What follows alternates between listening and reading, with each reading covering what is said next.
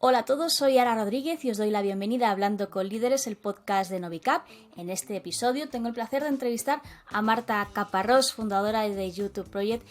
Haremos un repaso por su vida profesional y hablaremos mucho sobre Australia, emprender desde el extranjero, mucho de teletrabajo y sobre todo cómo es poner tu vida patas arriba de la noche a la mañana con una decisión que te cambia totalmente. Esto y mucho más, empezamos.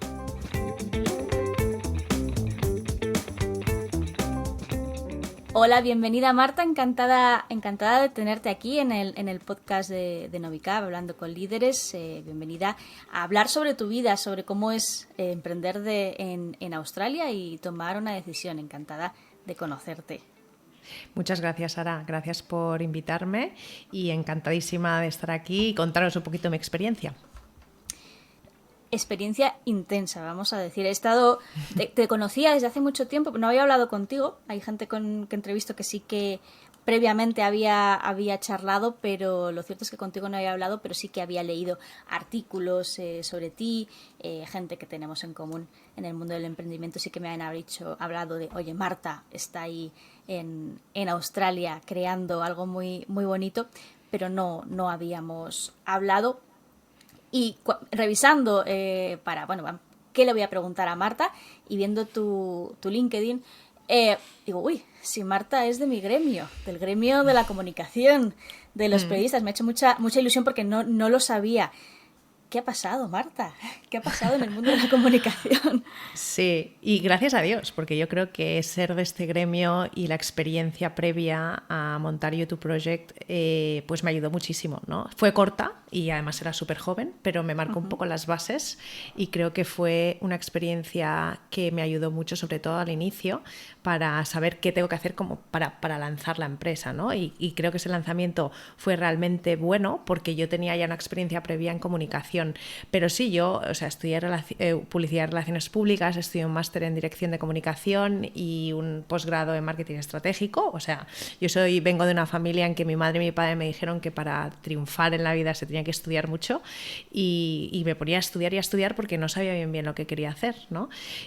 Pero acabé, no sé si, creo que había acabado la carrera y me metí a trabajar en una consultoría de comunicación muy grande, Llorente y Cuenca, que fue la que realmente me enseñó lo que es realmente la comunicación y a trabajar, ¿no? Me marcó unas bases muy buenas, tengo muy buen recuerdo y al final cuando trabajas en una consultoría trabajas mucho, ¿no? Y muchas horas y te enseñan pues desde cero. Empecé con prácticas, pasé a junior, de junior a consultora y estuve 2 años y medio antes de irme a Australia. Y esos 2 años y medio fueron súper importantes en mi vida profesional porque realmente fueron los que marcaron un poco la base, ¿no?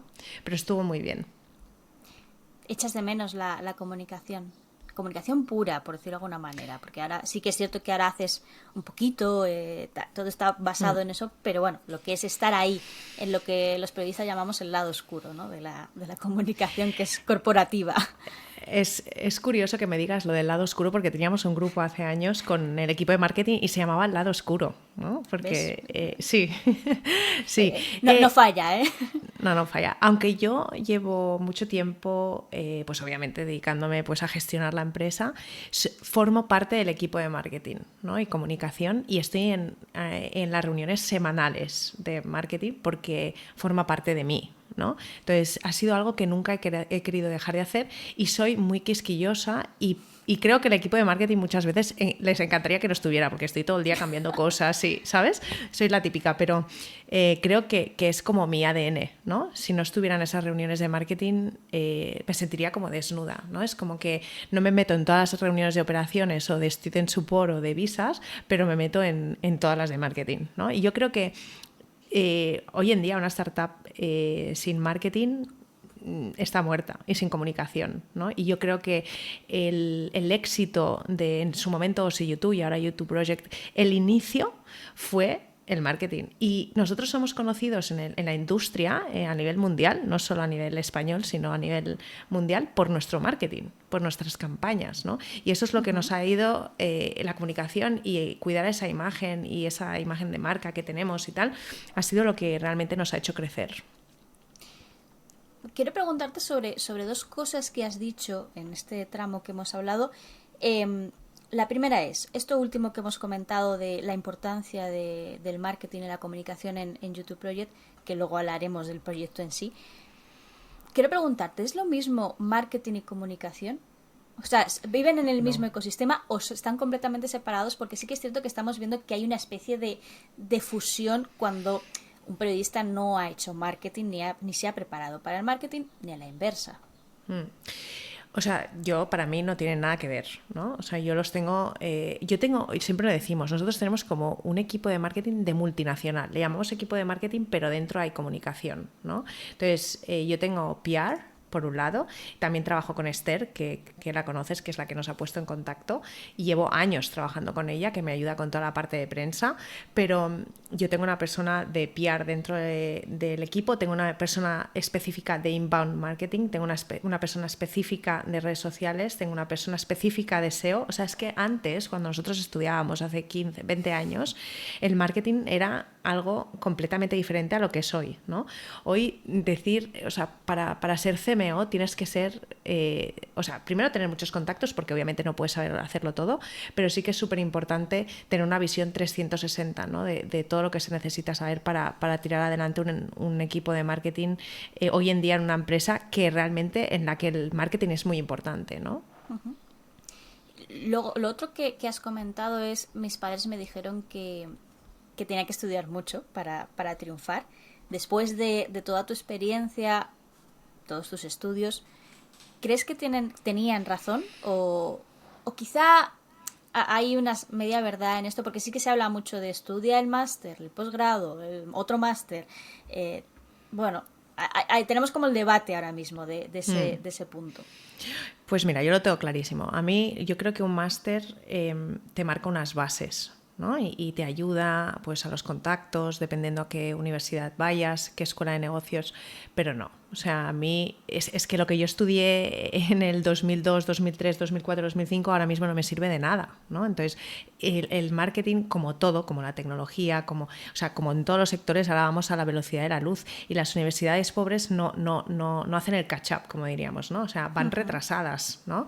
Entonces, yo creo que es importante estudiar porque te marca una base, te ayuda a organizarte. Creo que es una época increíble de tu vida también, ¿no? Para pasártelo bien, y tiene que estar, ¿no? Pero yo, si volviera atrás, no haría ni el máster ni el posgrado, ni me gastaría tanto dinero. Lo que haría es viajar y ponerme a trabajar, que al final es lo que te da realmente, te pone en marcha, ¿no? El trabajo. ¿Sí que estudiarías comunicación si ahora te lo volviesen a proponer? Sí, yo tenía una lucha interna yo quería ser abogada. Yo quería estudiar Derecho, sí, pero mi madre me dijo, ostras, Marta, muy difícil, tal, yo no sé, y con el miedo ese, ¿no? Me fui a estudiar publicidad, comunicación y tal, y a mí me ha encantado, y vamos, volvería a repetirlo mil y una vez. A mí es un tema, creo que forma parte de mí, ¿no? Me gusta y me lo paso bien, y para mí no es un trabajo, ¿no? Que me cueste ir a la reunión de marketing, al contrario, a mí me gusta estar ahí. Que ahora, como tenemos este debate, debes estudiar lo que tiene futuro y a lo mejor no lo que te gusta, que se habla mucho de los que mejores notas han sacado en selectividad y pues va a elegir filología, oye, ¿por qué no? Y con periodismo, comunicación, siempre tenemos este debate de, no, ¿por qué vas a estudiar eso? Bueno, pues hay gente con vocación, Marta es una de ellas, yo también, y aquí estamos. Hablemos de tu gen emprendedor, porque sí que estuviste en Llorente y Cuenca, que es una gran agencia de comunicación, pero un día nos liamos la manta a la cabeza y te vas a Australia, ni más ni menos. Sí, o sea, realmente mi gen emprendedor empezó antes, porque es una historia que hace poco me dijeron, ¿por qué nunca la cuentas? Y te la voy a contar a ti. Es algo que no cuento mucho porque pues es que hace tantos años, pero yo con 20 años monté una discoteca.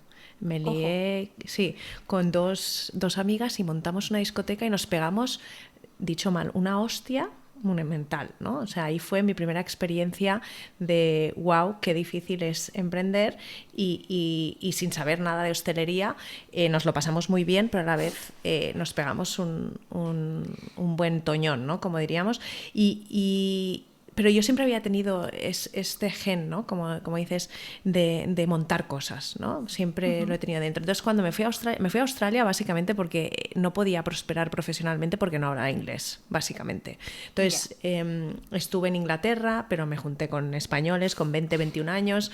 Luego me fui a Sudáfrica y me pasé 3 meses de fiesta. Y cuando llegaron a los 25 años, que ya es como que ya se te pasa esta época loca de fiesta y tal, y que te empiezas a preocupar realmente por tu futuro, dije, me voy a Australia, me voy lo más lejos posible para no encontrarme españoles, ¿no? Y podrías así fue haber como ido a me fui. Nueva Zelanda, ojo, que está un Sí, poco más lejos. sí. O sea, dentro de lo malo. Sí, me fui a Australia, pues no sé por qué, ni siquiera Nueva Zelanda no lo tenía ni en el radar, ¿no? Incluso cuando hablaba de Australia me sonaba como, ahora mismo para mí Australia está pues a 0 kilómetros, o sea, voy y vuelvo tantas veces que ya no lo veo tan lejos, pero sí que es verdad que para una persona que no ha estado nunca en Australia se te hace eterno el viaje, ¿no? Porque son 24 horas, entonces, pero para mí ya no, para mí está cerquita ya de tantas idas y vueltas que he hecho, pero fue 100% para aprender inglés. Necesitaba crecer, o sea, yo no quería quedarme como consultora, yo siempre he sido una persona súper ambiciosa y en vez de llevar clientes nacionales, yo quería llevar internacionales. Pero claro, ¿cómo vas a llevar un cliente internacional si no hablas inglés, no? Ese fue el kit de la cuestión. Y como, o sea, entiendo que tomas la decisión, te vas allí, pero ¿bajo qué condiciones? Porque claro, irse a Australia ahora mismo es fácil, bueno, fácil dentro de lo complicado que es irte a la otra punta del planeta, pero a lo mejor hace unos años no era tan normal irse a, lo que has comentado, era Reino Unido o Estados Sí. Unidos a lo mejor.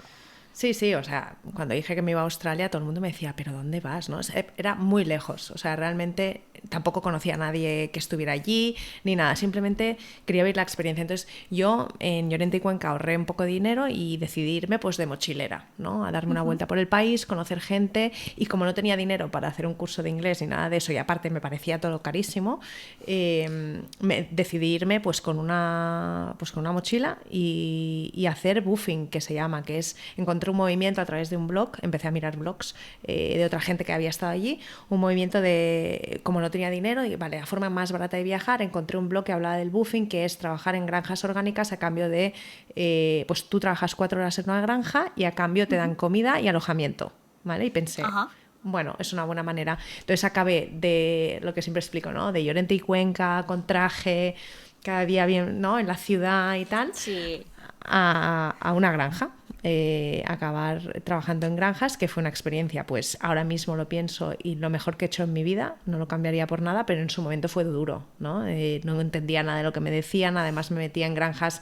Es como si te vas al centro de pues a pueblos remotos, ¿no? Además hablan, pues aquí, por ejemplo, en Cataluña, si te vas a un pueblo remoto, aún hablan un catalán aún más cerrado, ¿no? Pues allí Sí. igual. Un inglés súper cerrado, no entendía nada. Trabajé pues puliendo suelos, limpiando establos, cogiendo huevos, cosiendo ropa, limpiando, cuidando niños, de todo, durante 4 o 5 meses. ¿Y qué tal el global de la experiencia? O sea, ahora mismo lo valoras bien, pero además de inglés, que entiendo que ahí aprendiste mucho de ese inglés local, ¿qué más aprendiste? Sí, o sea, realmente en ese momento no lo veía así, o sea, sí que pensaba, pero yo tenía clarísimo que iba a volver y de hecho tenía clarísimo que iba a volver a Llorente y Cuenca y que iba a crecer profesionalmente y que ya podría llevar a otros clientes, pero yo lo veía como obviamente una oportunidad de aprender inglés y de conocer otra forma de vivir, y obviamente nunca me hubiera imaginado el nivel, ¿no? O sea, que para que te hagas una idea, acabé en granjas pues que había unas arañas enormes, o sea, aprendí a convivir también con mil animales. Hombre, es un requisito para ir a Australia, eso lo Sí, sabemos todos. sí, sí, pero que no te das cuenta del miedo que puedes llegar a tener hasta que estás ahí, ¿no?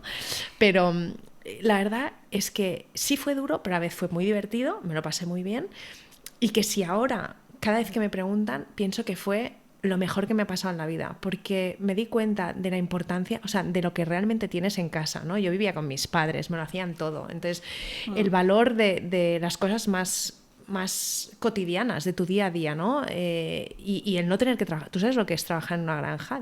O sea, con ese sol No. en medio de un campo, sudando, limpiando cuadras, o sea, trabajo físico, ¿no? o sea, me quería morir muchos días, ¿no? Pero bueno, después de esa experiencia ya fui haciendo pues toda la costa este de Australia y me paré en un pueblo que es mi casa hoy en día, que se llama Byron Bay, que ahora mismo es muy famoso pues porque están ahí algunos actores y actrices, pero en su momento era un pueblecito pequeñito que no había mucho que hacer, solo surf, playas de arena blanca y tal, y busqué un trabajo ahí. O sea, les dije a mis padres que no volvía después de esos 5 meses, que necesitaba más tiempo para aprender inglés, porque 5 meses obviamente tampoco llegas al nivel que yo quería, y me quedé, busqué trabajo, me puse a trabajar limpiando casas, limpiando una casa en una familia que hoy son mi familia australiana, y poco a poco me fui integrando en la familia y empecé a ser más que una cleaner, ¿no? Que como limpiando, sino PA, que le llaman ellos, que es personal assistant. Entonces les hacía todo, desde llevarlos al aeropuerto, ir a comprar, cuidar a los niños, limpiar la casa, o sea, todo lo que necesitaran, gente de dinero, obviamente. Y ellos me fueron poniendo en contacto con otra gente de la calle para limpiar más casas, y me transformé durante otros 6 meses en limpiadora profesional. O sea, la verdad que yo me esmeraba mucho y me hice famosa, de hecho, en esa calle por ser la mejor Spanish cleaner de Byron Bay, y me llamaban de todos lados para limpiar, ¿no?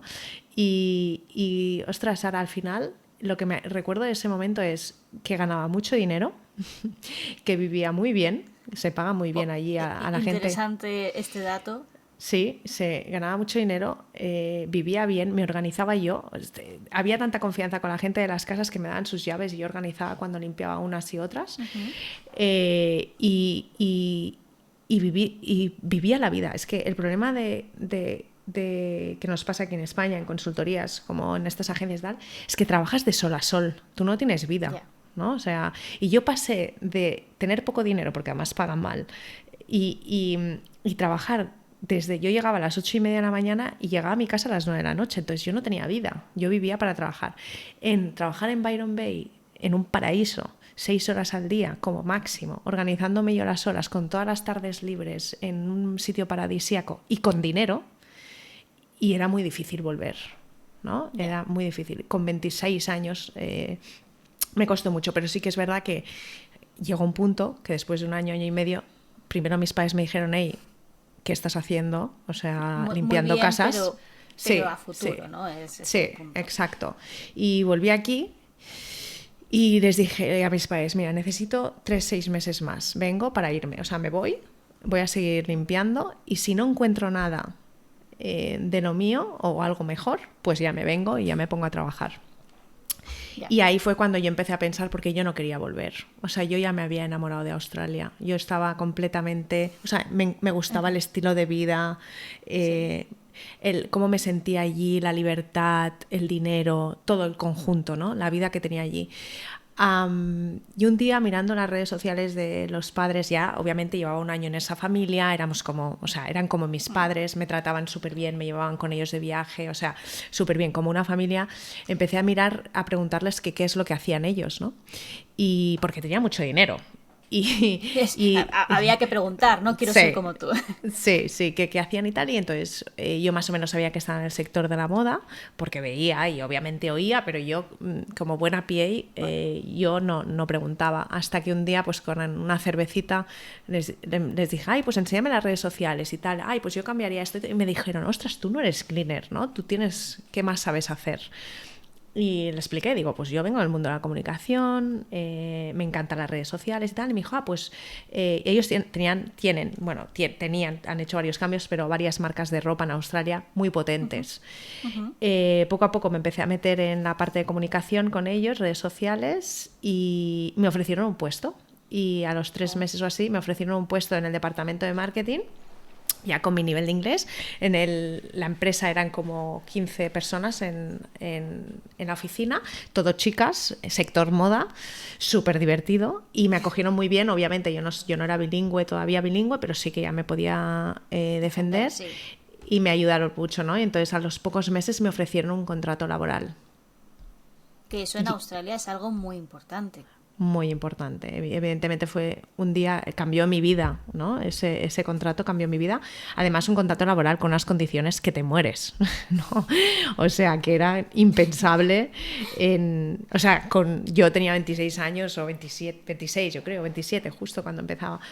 Y ya estaba ganando pues como $5.000 al mes, ¿no? Y me decían si estaba de acuerdo. Y yo decía, pues Sí, bueno. sí. Estoy muy de acuerdo. Ya ahí tú diciendo, no voy a volver jamás a España Jamás, con estas condiciones. Sí. Y de ahí, ¿cómo pasas a lo que nos trae a esta conversación, que es a YouTube Project? Porque entiendo que hay una evolución.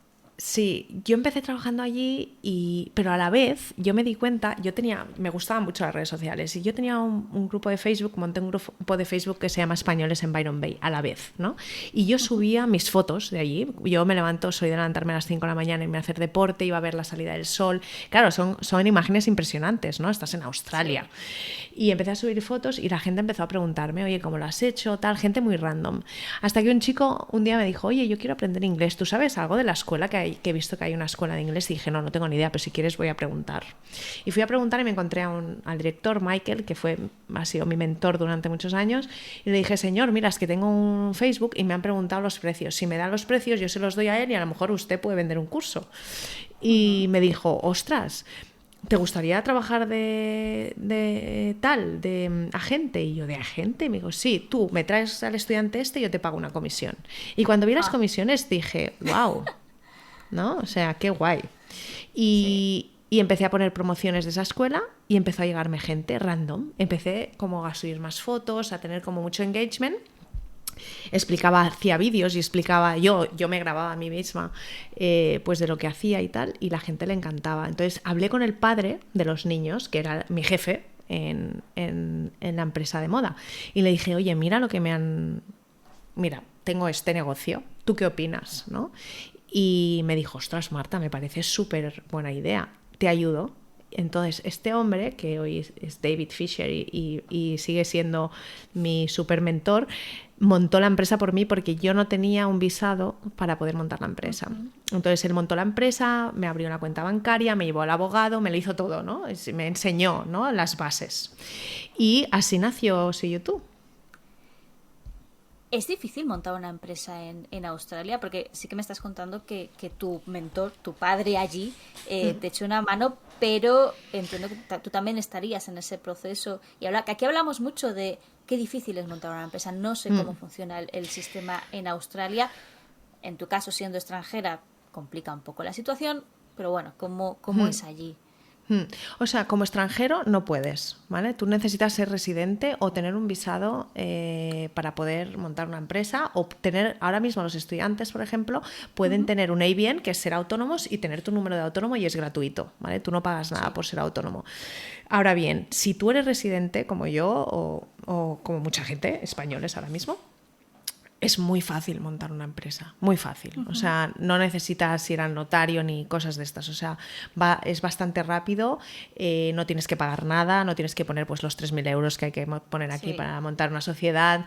Es puro trámite online, así que es bastante fácil.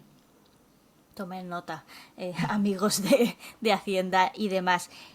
¿La empresa ahora mismo solo está allí en Australia o también os habéis establecido aquí en España? No sé si habéis hecho la par. Ahora mismo la empresa es australiana. Lo que pasa es que yo tengo gente trabajando alrededor del mundo, pero es australiana. Sí, sinceramente, como yo vivo en Australia y todo lo tengo en Australia y hoy en día pues estamos interconectados todos teletrabajando, pues no veo la necesidad real de tener una empresa en España. ¿Cómo son esos primeros pasos de YouTube Project? Porque pasas de tener un canal de Facebook, un grupo, a, ojo, tengo una empresa en Australia con 27 años. Tus padres estarían... no sé cómo estarían. Sí. La verdad que el primer año fue bien, o sea, fue bien en el sentido que monté con las comisiones de los primeros estudiantes, monté la web. Con las comisiones de los segundos estudiantes monté equipo, es decir, nunca he invertido dinero o sea, no tengo socios, no tengo inversores, no he levantado nunca dinero y todas estas cosas que ahora hacen las startups. Ha sido siempre de dinero que yo ya tengo, lo he reinvertido dentro de la compañía. Me ayudó muchísimo el primer año mi background de comunicación, ¿no? Yo tenía todos los contactos de Llorente y Cuenca, claro, llevaba 2 años y medio hablando con periodistas, con lo que hice es montar una nota de prensa yo misma y enviarla a mis contactos que tenía, y salí pues en el Confidencial, en Expansión, en todos los medios principales. ¿Qué pasa? Que eso me catapultó, ¿no? Salir en la prensa. Y eso te gustará que te lo diga, pero es que es una realidad, y yo lo digo siempre que voy a la universidad. Los que digan que la prensa está muerta están muy equivocados, ¿no? O sea, simplemente hay que saber utilizarla, y si tú tienes una buena noticia y sales en los medios de comunicación y en el papel, no solo en el online, en el papel, eso funciona, y funciona mucho, depende de qué medio y a qué público te dirijas, pero para mí la prensa es fundamental, ¿no? Y yo lo sabía, y gracias a esas entrevistas que tuve al inicio, salir en los medios de comunicación me catapultó de tal manera que tuve que de repente coger gente, amigos, que ese fue un gran error, meter amigos, ayudarme, porque me llamó, por ejemplo, me acordaré siempre, en una entrevista que tuve con Espejo Público, con Susana Griso, y salir ahí. La mañana siguiente tenía 3.000 emails, ¿no? De gente pidiéndome irse a Australia. Entonces eso me puso como las pilas a buscar gente, y ese fue el inicio, y fuimos creciendo poco a poco, y poco a poco también desarrollando la estructura y cómo quería trabajar, porque es que al final yo nunca me imaginé, o sea, yo no sabía que estaba montando una empresa y nunca me imaginé que acabaría como está ahora, ¿no? Entonces decidí que sería online, que quería vender online. Vendía yo cursos a través de Skype en ese momento, porque era Skype, y a través de redes sociales. Tenía clarísimo que no quería estar en una oficina. Estaba traumatizada con el tema de la oficina, en la consultoría, el tráfico, las 12 horas ahí encerrados y tal. Eso sabía que no era lo que yo quería para mí, ni para nadie que trabajara para mí. Sin duda, volviendo al tema de la comunicación, luego hablábamos de las oficinas, que es un tema ahora mismo que se habla bastante por motivos evidentes. Hay 2 puntos. No hay nada más eficiente que salir en la televisión, y más en un programa del estilo de Susana Griso, porque tiene mucha audiencia. Y luego, buscando entrevistas o gente con la que habías hablado, vi creo que era un blog, una entrada de un blog tuyo en la que hablabas de una entrevista que decían que eras millonaria, pero en verdad no. O sea, bueno, a lo mejor sí, no íbamos a decir. No. Y me ha hecho mucha gracia, porque sí que es cierto que los periodistas a veces liamos mucho los titulares, pues eso, para contar esa historia que está detrás y llamar la atención, pero no sé qué supuso para ti ese titular famoso que, bueno, pues yo lo he leído, pero bueno, si no lo puedes contar para que la gente lo sepa, y la importancia de, oye, mira, a lo mejor tampoco está tan mal, A ver, el titular era de granjera multimillonaria, ¿vale? Y ponían mi foto. A mí ya me has comprado, con eso claro. ya me tienes. Sí, entonces, claro, era un medio como ese Moda del País, te puedes imaginar. De repente estaba en casa, obviamente salió por la mañana, y yo estaba en el sofá de mi casa de noche en Australia, y empecé a ver que LinkedIn como tenía 50 mensajes, 100 twitters, 200 Facebook, o sea, WhatsApps, pero te lo digo, en cuestión de segundos, ¿vale? O sea, fue muy heavy. Y yo pensé, ¿qué pasa? Entonces mis amigas me dijeron, joder, Marta, ya pasarás unos millones. O sea, qué la broma, te lo tenías, ¿no? Marta, Qué ¿no? callado te lo tenías, multimillonaria. Y yo digo, ¿pero qué dicen? Entonces le doy al clic y veo el artículo que obviamente yo llamé a la periodista y le dije, pero ¿cómo pones eso, no? Y me dijo, Marta, ese no es el titular que yo había puesto. Bueno, esto suele pasar, sí, ¿no? Sí, que lo cambian. Entonces, sé también mucho muy en el mundo de la comunicación, porque mi marido es periodista del País.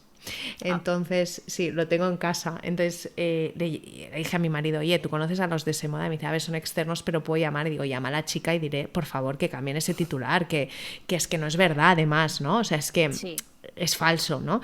Y cambiaron de granjera a millonaria en vez de multimillonaria. Bueno. Sí. Millonaria, pero no mucho, ¿no?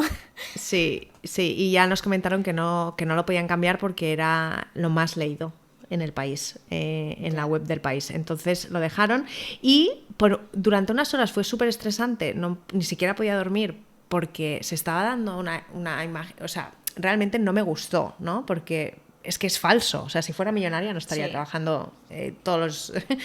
¿no? O sea, yo no soy millonaria. ¿Qué harías si fueses millonaria? Nada. O sea, es la respuesta. Exacto. Sí, ya le decía, estaría tomando caipiriñas en las Maldivas, y no es el caso, ¿no? Sí. El tema es que si lo miro en la parte positiva al cabo de unos días, pues obviamente me trajo cosas buenísimas, ¿no? A nivel de comunicación salió en todos lados, y luego conocí a mucha gente que con empresas que quería que les invirtiera, que luego yo les decía, oye, que yo no tengo dinero para invertir, pero me encanta la idea de tu empresa. Entonces empecé como a hacer otros contactos y mucho networking que me fue muy bien. O sea, dentro de lo que cabe, lo que decimos, ¿no? Aunque hablen, ¿cómo lo decís los periodistas? Que siempre, no los periodistas en general, pero se dice mucho, ¿no? Este dicho de, aunque hablen mal, ¿no? Que hablen mal, o sea, que hablen aunque sea mal o algo así. Exacto. No recuerdo el refrán, pero sí. Algo así. Que tampoco es el caso, porque no era malo, pero no era real, 100%. En cambio, en sí, la entrevista, o sea, lo que era el reportaje, era buenísimo. O sea, explicaba, realmente era buenísimo, pero el titular era un poco engañoso. Sí.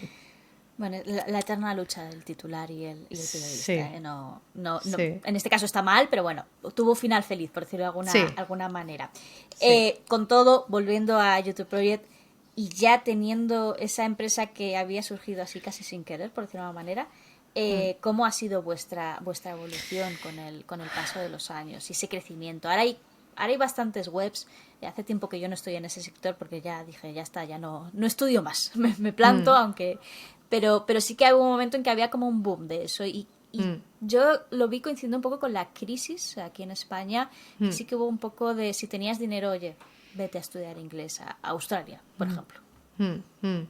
A ver, la verdad que los primeros 3 años fueron un boom increíble y un aprendizaje constante de lo que quiero y de lo que no quiero y de lo que repetiré, y pegarte tortas y piedras y pues te puedes imaginar, ¿no? Estando sola en Australia, un idioma que no es el tuyo, problemas de todo tipo, ¿no?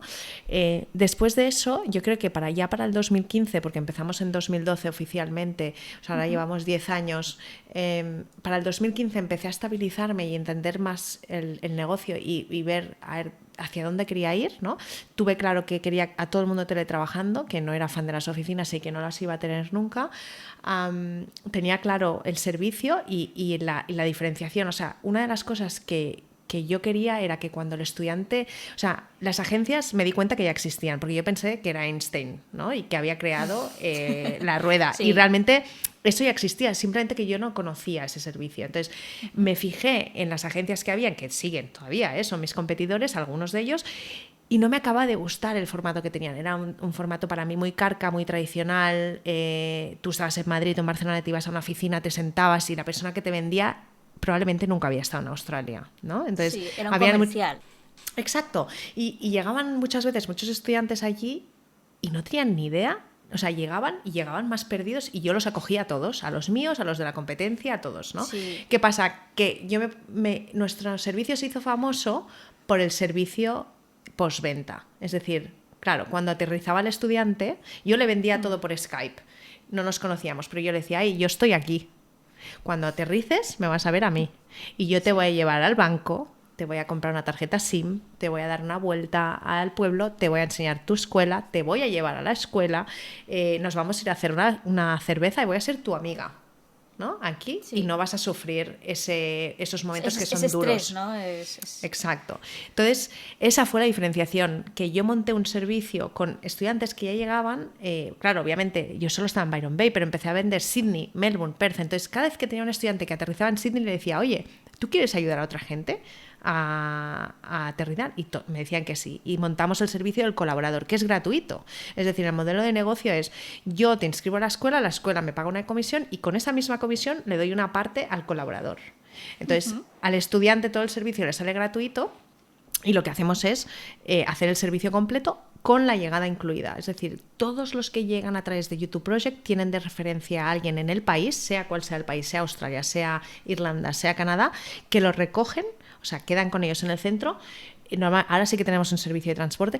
O sea, una de las cosas que ha cambiado mucho y de que me quejo un poco, ¿no? Porque creo que todos los que nos vamos de viaje tenemos que ser aventureros un poco, ¿no? O sea, tampoco hace falta que esté todo tan organizado. Pues ahora hay el perfil de esa persona que se piensa que la agencia tiene que ir hasta buscarte a la maleta al aeropuerto. Y dices, a ver, chico, no, o sea, ese no es el objetivo. El objetivo es ayudarte y hacerte las cosas más fáciles, pero tampoco te voy a venir a buscar al aeropuerto, ¿no? Sí, porque aquí también interviene el papel de, oye, esta experiencia no es solo para aprender inglés, sino un poco Claro. para aprender la vida, ¿no? Exacto. Suéltate de tus padres y madura un Exacto. poquito, ¿no? Tampoco hace falta Exacto. que te estreses, pero Ahora, lo que se ha convertido es que el 90% de la gente que se quiere ir a Australia o a Canadá o a cualquier destino son aventureros, gente con chispa, ya tienen ese rollito dentro, ¿no? Una persona que realmente no le gusta viajar no es mi target, ¿vale? Pero sí que hay ese porcentaje de gente que quiere hacerlo, pero lo quiere todo hecho, ¿no? O sea, quiere que le vayan a buscar aeropuerto, quiere un servicio 24 horas y ese es el típico perfil que yo no quiero, ¿no? Porque se convierte en un problema también, ¿no? Porque al final nosotros podemos dar los servicios que podemos dar, tampoco puedo tener a una persona 24 horas trabajando, ¿no? O sea, tú no puedes pretender que a las 2 de la mañana te conteste en WhatsApp, ¿no? Porque no va a estar. No. Obviamente, aunque tú tengas jet lag y eches de menos a tu madre, pues yo no te voy a contestar a las 2 de la mañana. Y eso es lo que se ha perdido. Hay muchas veces que nos encontramos con eso, ¿no? Con el cliente ese un poco más demanding. Pero lo que realmente nos posicionó a nosotros fue ese servicio postventa. Y fuimos pioneros a nivel mundial. O sea, no había nadie que hiciera eso. Ahora ya todo el mundo lo hace. Obviamente, barreras de entrada cero, nos copió, obviamente, la gente. Y yo feliz, ¿no? O sea, eso es lo normal. Y con tal de que se dé un buen servicio, yo feliz. Pero en ese momento fuimos pioneros y hasta que, obviamente, descubrieron, ¿no?, lo que hacíamos y tal, pues nos llevábamos a los estudiantes de calle con las agencias tradicionales que llevan 30 años vendiendo y tal. De repente dijeron, ¿pero quién son estos, no? ¿Por qué son competencia? Y fue puramente un servicio postventa. ¿Aquí tenías que convencer a los estudiantes o a los padres? Porque entiendo que el padre también aquí influye bastante, normalmente es el que paga o probablemente, y quizá ese servicio postventa enamore más a, oye, mira, yo voy a entregar a mi hijo, lo voy a mandar ahí a Australia, no sé si esto también. Sí, obviamente, o sea, influye. nosotros normalmente una persona que se quiere ir a Australia, que es el chaval, el que se quiere ir, ya es lo suficientemente espabilado para hacer todos los trámites, ¿vale? Nuestro estudiante tipo tiene entre 20 y 30 años, 35 pongamos, cada vez son más mayores, pero sí que es 20, 22, 24, acaban de acabar la carrera y ya son autónomos, ¿no? Sí que es verdad que hay muchos casos de chavales que acaban el bachillerato, no saben que quieren estudiar carrera y tal, cada vez hay más y se cogen un año sabático y entonces hablamos mucho con los padres también. Pero normalmente cuando están los padres yo les pido que estén los hijos, porque creo que al final con quien tenemos que hablar es mayor de edad, aunque pague el padre, mi cliente es el hijo, ¿no?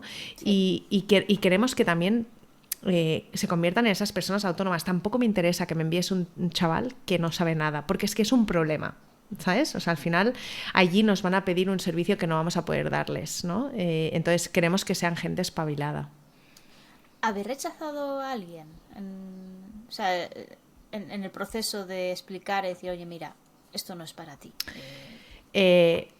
O sea, intentamos no hacer eso, pero sí que ponemos red flags de, uy, sí. A mí me ha pasado, de una chica que trabaja conmigo decirme, es que yo no he hablado con el niño, solo hablo con la madre. Le dije, pues no, queremos ver al niño. El niño tiene 19 años, que no es un niño. Sí, el niño.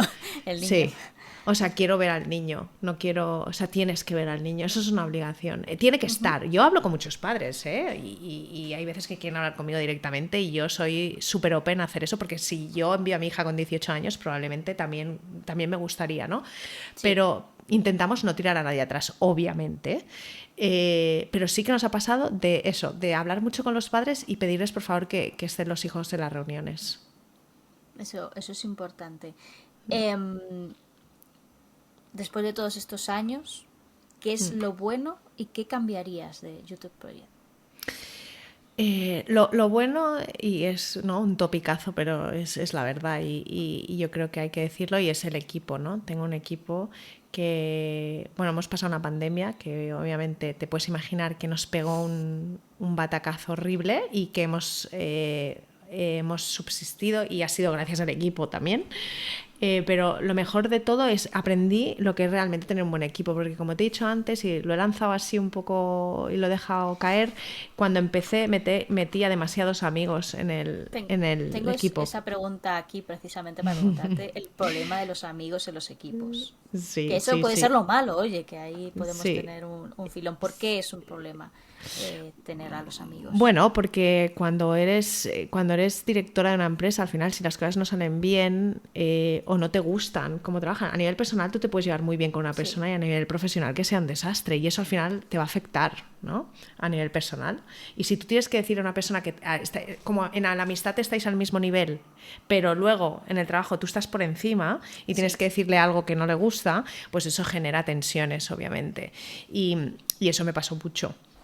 ¿No? Al principio empecé a meter gente, obviamente yo no sabía ni lo que era contratar, o sea, lo más lógico era coger gente. Tengo una amiga que sigue en el equipo desde hace 10 años, es decir, que empezó en esa noche de Susana Grisó y sigue, exacto, pero se han quedado unos cuantos por el camino, ¿no? Y al final pierdes la amistad y yo también he aprendido a liderar, ¿no? Nadie me enseñó a liderar, entonces cuando me ponía nerviosa a lo mejor no decía las cosas tan bien como las diría hoy, ¿no?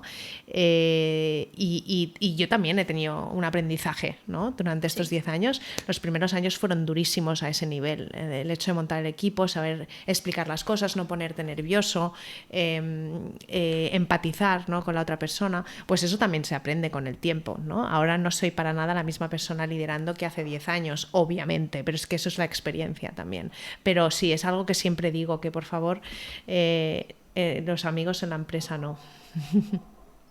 Es una buena moraleja.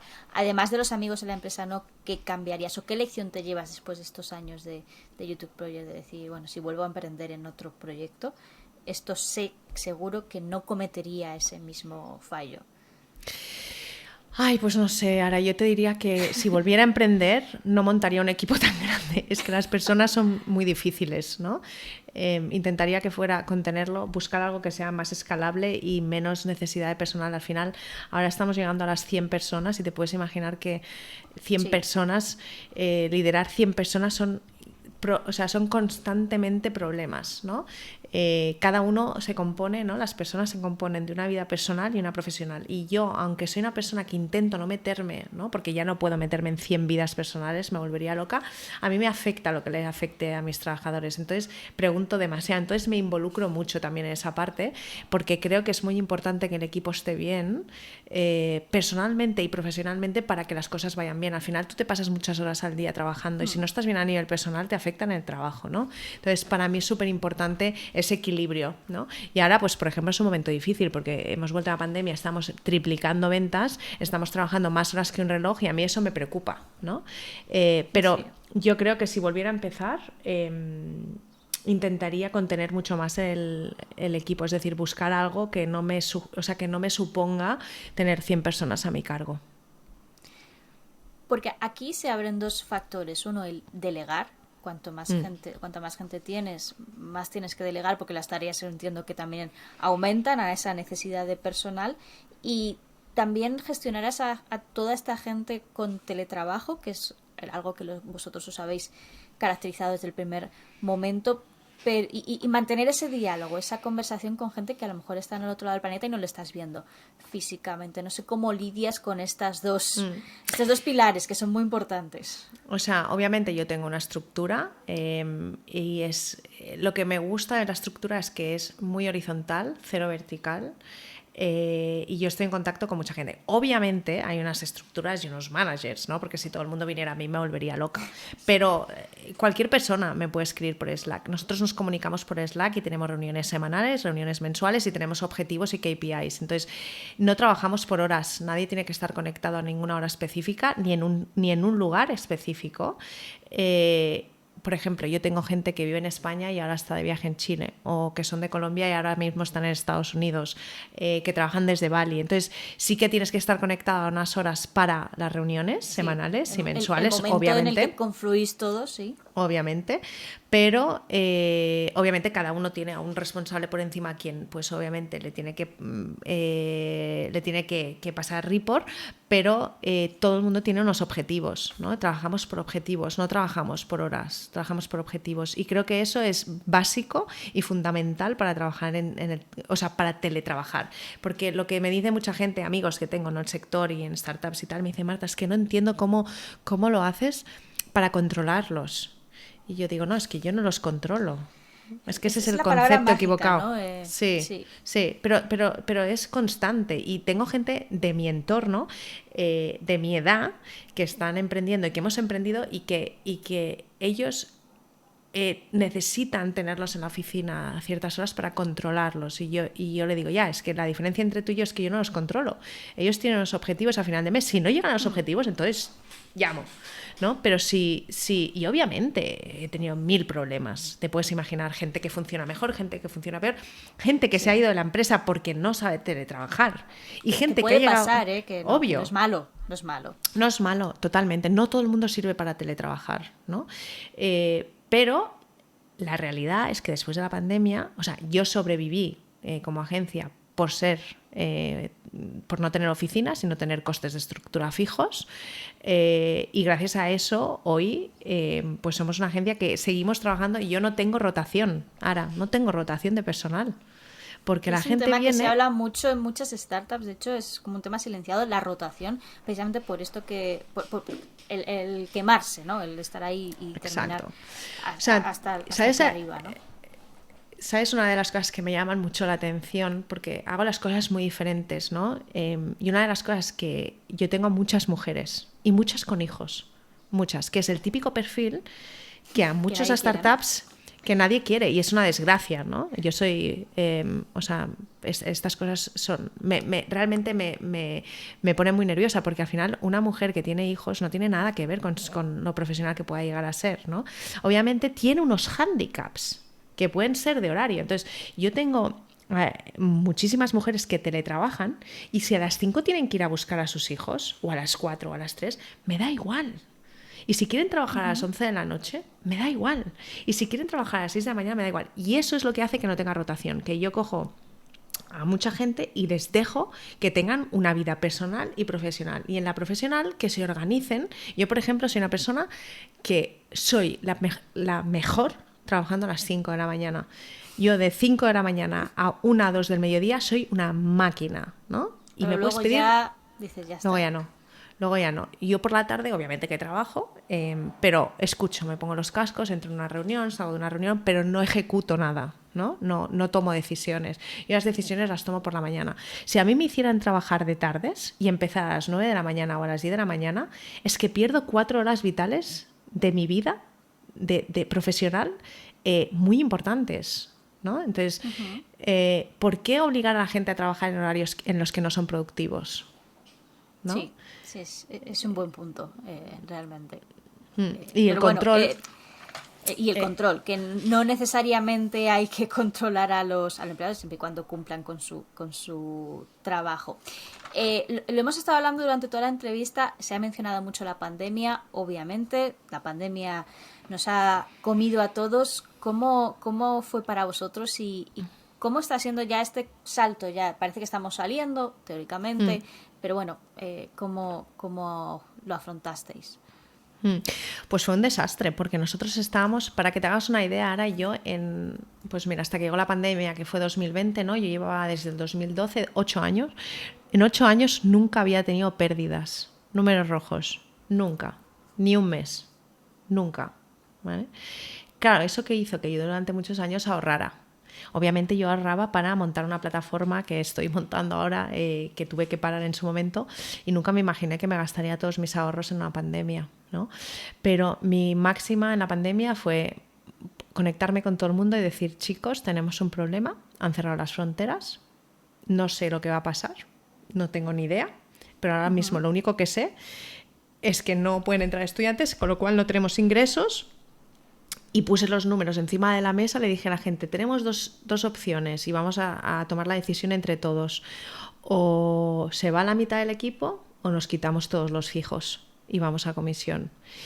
y mantuve varios perfiles que para mí eran importantes, y no era un tema de management, porque todo el management se quitó el salario durante unos meses al cero, es decir, no cobrábamos, pero había gente que tenía necesidades familiares que para mí era Eso te vital iba a cubrir. preguntar, que no para todos es factible bajarse Exacto. o reducirse el sueldo a cero, no todas las Exacto. condiciones son las mismas.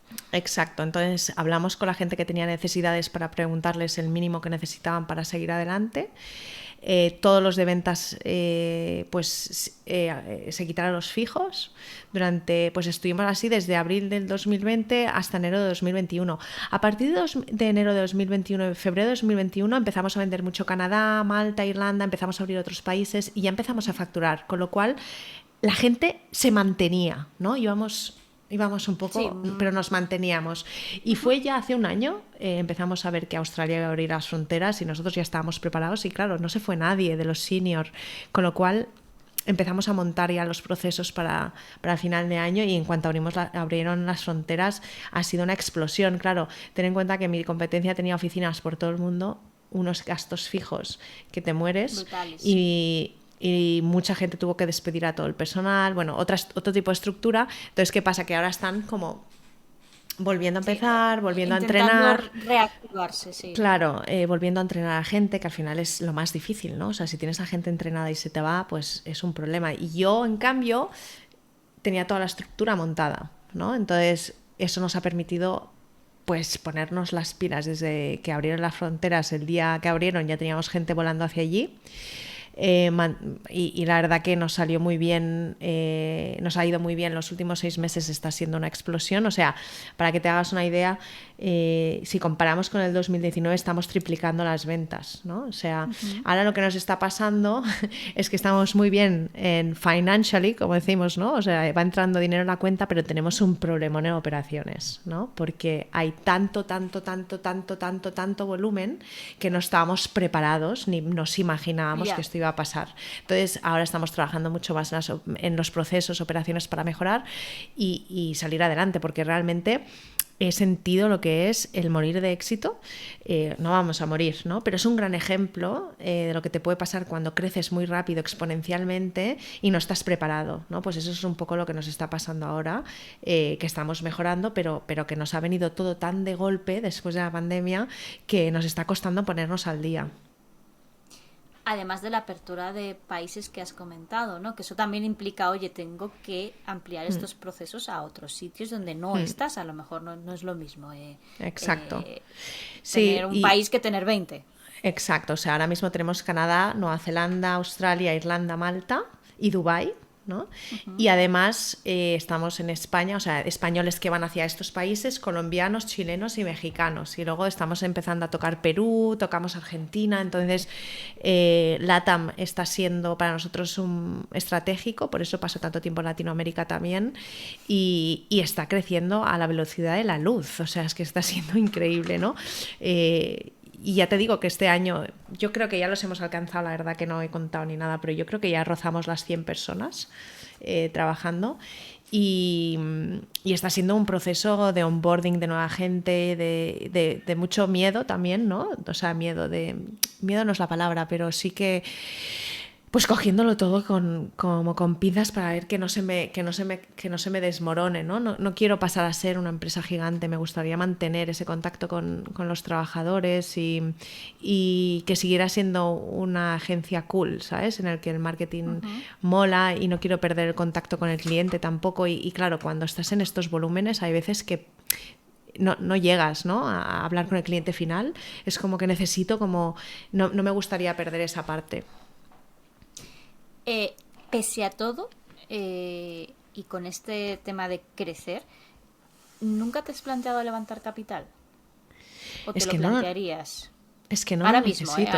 Ha cambiado la situación, no sé si dirías, mira, ahora sí. En el punto en el que estamos ahora, o sea, levantar dinero, yo no sé si es algo que no hemos hablado y te lo pongo ahí. Yo en 2018 monté otra startup que se llama My Poppins. ¿Sí? Lo tenías por ahí, ¿no? Lo tengo. Con 2 socios más, a los que admiro y quiero mucho. Yo me salí en el 2000, o sea, estuve 1 año y medio me encargué, CMO y co-founder, entonces monté toda la estructura de marketing, imagen, web, todo, comunicación y tal. Y al año y medio me salí porque me quedé embarazada y tenía que, o sea, necesitaba foco, o una a la otra, no podía. Estabas emprendiendo en otro sector, vamos a decir. Exacto, Era otro ¿no? tipo. Exacto. Entonces, allí aprendí mucho de la parte de plataforma tecnológica, de las automatizaciones, del inbound, y todo eso es lo que estamos incorporando ahora. Entonces, yo tengo un proyecto ahora mismo en YouTube Project, va a haber un antes y un después. Estás hablando con el antes, pero va a haber un después. Creo que entre enero y marzo vamos a presentar una nueva plataforma en la que yo llevo años pensando. Lo que pasa que no es tan fácil.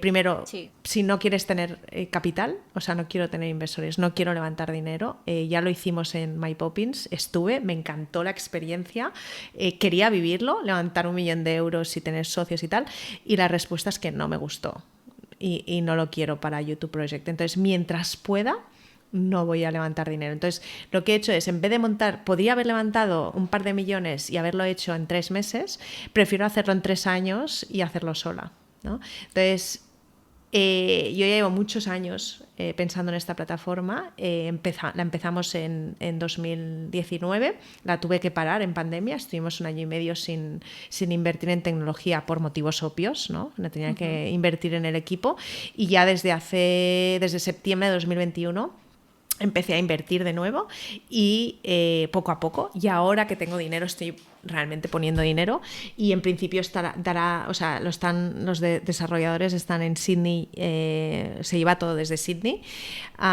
y está previsto la versión 1 para enero, y creo que va a haber un cambio ahí de negocio, y pasaremos de ser una agencia, ¿no? Una agencia de estudios a ser una plataforma tecnológica con todo lo que eso conlleva, ¿no? Y creo que va a haber un gran cambio ahí, que yo llevo años pues esperando, y que creo que realmente nos va a ayudar mucho en procesos, en cómo hacemos las cosas, en automatizar y en ser mucho más eficientes. Además de esta plataforma, que es como la evolución de YouTube Project, ¿te plantearías en otro momento crear algo nuevo, como en su momento MyPoppins? Que no sé si hay algo de ti en esa fundación de, oye, mi época de limpiar, porque MyPoppins se dedica a eso, a buscar gente para limpiar. No sé si dirías, oye, mira, esta idea me ha rondado la cabeza, no es que la vaya a hacer, pero oye, mira, me parece interesante. Yo siempre tengo ideas en la cabeza. Yo ahora, cuando hay gente que me dice que no tiene trabajo, yo pienso, ¿cómo puede ser? Si es que yo montaría 50 empresas al mes de ideas, de cosas. O sea, yo soy así. Ahora mismo intento no desfocalizarme, ¿no? Y si quiero emprender dentro de YouTube Project. Por ejemplo, en la pandemia me aburría y monté Japón, ¿no? Y ahora tengo un equipo japonés que vende a Australia, ¿no? Y intento emprender dentro de mi propia empresa, ¿no? Porque lo de MyPoppins estuvo muy bien, pero también me enseñó a tener socios y a saber lo que es estar y no estar de acuerdo con tus socios, y la parte que tú dices de limpieza, que tiene mucho que ver. Yo estaba como muy, ¿no? Cuando una startup está muy focalizada en el dinero, ¿no? En levantar dinero y luego intentar rentabilizar, ¿no? Yo me focalizaba mucho en esas señoras, ¿no? Que es un tema muy polémico ahora mismo respecto al tema de las mujeres de la limpieza. Pues bueno, y tú lo has comentado, tú cuando estabas ahí en Australia pues cobrabas y vivías muy bien. Oye, ¿por qué no puede pasar esto en otros sitios, no? Exacto. Lo que pasa es que en estas plataformas y muchas startups de este tipo de marketplace, los márgenes que tienen son demasiados pequeños. Entonces, ¿qué pasa? Que tiran por todos lados, ¿no? Entonces los afectados, ¿no? Siempre acaban siendo. Y eso es lo que para mí tenía un punto ahí que no iba con mis valores, y tuve que desmarcarme un poco, y creo que Aleix y Rubén, que son mis socios y tenemos una buenísima relación, hicieron un trabajo excelente, y la experiencia que tuve fue brutal, ¿no? Pero me pasa que yo el tema, o sea, la filosofía de empresa, los valores y tal, es que lo tengo como forma parte, es muy importante, es lo mismo que te he dicho con el equipo. Yo me preocupo por el equipo. Son 100, sí. Pues es que sé exactamente los 100 quién son, ¿sabes? Y me preocupa mucho y me quita el sueño. que es un problema, ¿no? Es un problema, pero no lo puedo evitar, ¿no? Y yo creo que en parte, si me han ido bien las cosas, es porque he cuidado del equipo. Si no cuidas del equipo, sea el equipo, sea esas señoras, sea quien sea que forme parte de tu empresa, es que no te van a ir bien las cosas. Como última pregunta, ¿crees que en general la gente se preocupa por su equipo? ¿O vivimos ahora mismo un momento de tensión respecto a esto? A ver, hay una diferencia brutal, ¿no? Y es lo que te digo. ¿Por qué no levanto dinero? Porque no quiero que nadie me diga lo que tengo que hacer. No quiero tener gente pidiéndome reportes o que me pida que quiere que esta persona venda más o apretar. Al final, tú puedes apretar. Yo aprieto. Cuidado, yo soy CEO de una empresa de 100 personas, necesito una facturación y aprieto. Pero aprieto hasta donde sé que puedo apretar, no más. ¿No? Entonces, hasta donde sabes que puedes pedir, ¿no? Porque pedir lo imposible es absurdo. No, y si pides lo imposible, al final se van a ir tú mismo. Sí, claro. ¿no? Pero se frustran, ¿no? Es como, me estás pidiendo algo que no puedo, no te lo puedo dar, me genera ansiedad. Mira, exacto. Ya está. Yo justamente estaba hablando con una chica el otro día y me decía, es que no me dejan hacer teletrabajo y estoy cada día 1 hora en el coche y realmente no tiene que ir a oficina para nada. Y yo pienso, ¿en qué cabeza cabe de un CEO que quiera que esa persona se pase 1 hora para llegar al trabajo en el tráfico, que ya llegas mal, ¿no? Porque tú ya llegas estresado? ¿En qué cabeza cabe que eso puede ser positivo para la empresa? No lo entiendo. Y esta mentalidad está en muchas empresas, en muchas startups. En MyPoppins estaba, ¿no? Yo tenía mi equipo de marketing, podía trabajar desde casa. Todos los demás trabajaban desde la oficina y eso generaba tensiones, obviamente. ¿no? Porque claro, ahí está la diferenciación de porque yo sí, yo no, cuando en verdad nuestro trabajo no exacto, no pero impide, es que ¿para qué voy a tener un equipo de marketing en la oficina? ¿Para qué? Si tú estás en Australia, además. O sea, es que no tenía ningún sentido, ¿no? Entonces, esa era una lucha también. Y sigue siendo, o sea, ahora mismo, pues, el CEO de MyPoppins, que es íntimo amigo mío, está en otra empresa y sigue teniendo esas oficinas y todo el mundo ahí metido y tal. Y fui a las oficinas otro día y dije, ¿cómo te gustan las oficinas, no? O sea, es como forma parte de su forma de ver y su cultura y su filosofía de empresa y la mía, ¿no? Y está bien, ¿no? Cada uno que haga lo que quiera con su empresa, pero si realmente le genera un estrés al trabajador, entonces, ¿qué te aporta? No entiendo. Al final del día no va a ser bueno para ninguna de las partes.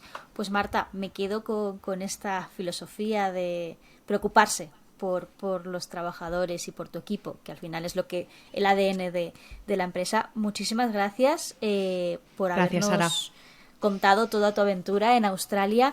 Espero que no te hayas encontrado muchas arañas a lo largo de tu vida. Tengo terror a este momento, si algún día voy a Australia.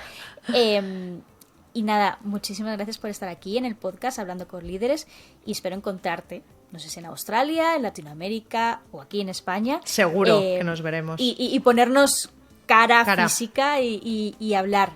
De verdad, muchísimas gracias, sí. Marta. Claro. Gracias, Sara. Gracias. Hasta luego. Y a nuestros oyentes, muchísimas gracias por estar aquí. Nos escuchamos en el siguiente podcast de Hablando con Líderes de Novicap. Un saludo y hasta luego.